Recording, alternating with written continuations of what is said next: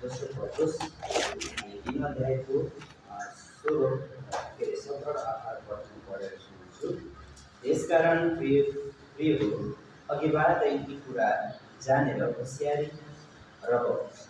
दुष्ट मानिसहरूको भुल कुरामा अल्मलिएर आफ्नो स्थिरता नगुमाओ, तर हाम्रा प्रभु र मुक्तिदाता यीशु ख्रीष्टको अनुग्रह र ज्ञानमा बढ्दै जाओ।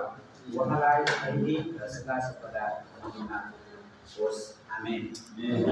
वचन त सकिसक्यो। आमेन हुन्छ। यहाँको बिचमा मैले आजको वचनको शीर्षक लिएर आएको छु, ख्रीष्ट येशूमा सत्यमा स्थिर भई जिउनु।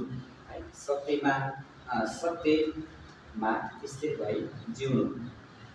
दोस्रो पत्रुस 3 अध्यायको 17 र 18। अनि आजको विषयको परिचय पढ्नुपर्दा म तपाईँको बिचमा म पढ्नेछु। यसकारण प्रिय हो, अघिबाटै यी कुरा माफ गर्नुहोला। येशूका चेलाहरू मध्ये पत्रुस प्रमुख चेला थिए। पत्रुस प्रेरित थिए। आफ्नो जीवनको अन्ततिर प्राय ईस्वी सम्बत ६२ यो पत्र लेखे। मध्यपूर्वी देशहरूमा हृदय गरेको झुट्टा शिक्षाको विरोध गर्नलाई पत्रुसले यो पत्र लेखेका हुन्।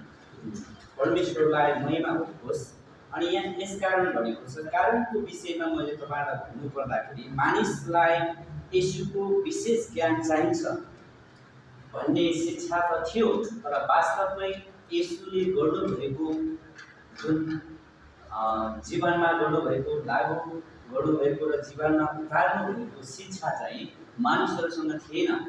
उनीहरूसँग केवल शिक्षा थियो, परमेश्वर आउनुहुन्छ, परमेश्वर उद्धार मुक्ति गर्नुहुन्छ, परमेश्वरले हाम्रो जीवनमा नयाँ काम गर्नुहुन्छ र उहाँ राजा भए पनि आउनुहुन्छ, राजा भएर बस्नुहुनेछ भन्ने कुरा धेरै शिक्षा थियो ती समयको बेलामा। अनि त्यही समयकै अवस्थामा फेरि प्रभु येशू ख्रीष्ट हाम्रो लागि मर्नुभयो र प्रभु येशू ख्रीष्ट हाम्रो लागि उहाँ गाडीको छेउमा गाडिनुभयो र तेस्रो दिनमा उठ्नुभयो भन्ने कुरा पनि शिक्षा उनीहरूलाई थाहा थियो। तर वास्तवमा उनीहरूसँग चाहिँ के थिएन भन्दाखेरि चाहिँ व्यवहारिकता जीवन जिउनलाई उनीहरूसँग शिक्षा थिएन।